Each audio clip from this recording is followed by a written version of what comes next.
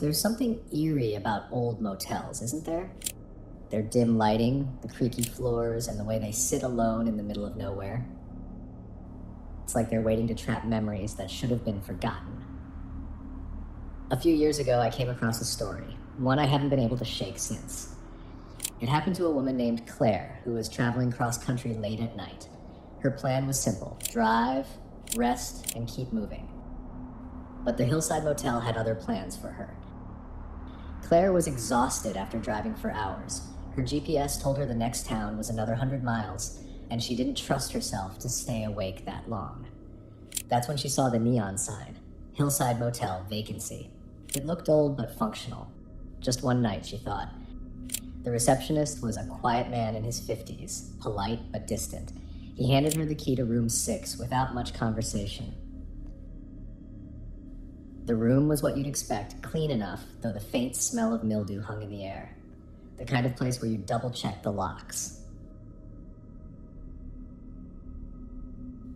Around 2 a.m., Claire woke up to a strange sound.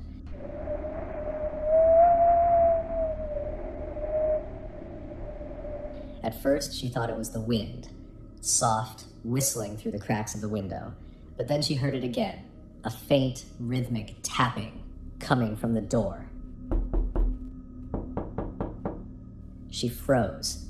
Who would be knocking at this hour? The tapping grew louder, more deliberate. Heart racing, she got up and peeked through the peephole. But no one was there. She tried to convince herself it was nothing, a branch, or maybe even her imagination. But as she climbed back into bed, she noticed something chilling. The shadow under the door, it hadn't been there before. Claire didn't move. She didn't breathe. She could hear it now, slow, heavy breathing from the other side of the door. Gathering her courage, she whispered, "Who's there?" The breathing stopped. Silence. And then the knob began to turn. Claire grabbed her phone and called the front desk. The line rang and rang until the same man from earlier finally answered. In a shaky voice, she explained someone was outside her room.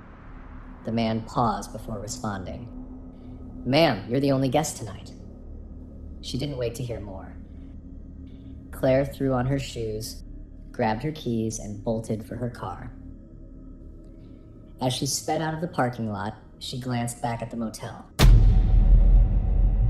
In the dim light of her taillights, she swore she saw a figure standing in the window of room 6, watching her leave. Claire never figured out what happened that night. But she never stayed at another roadside motel again.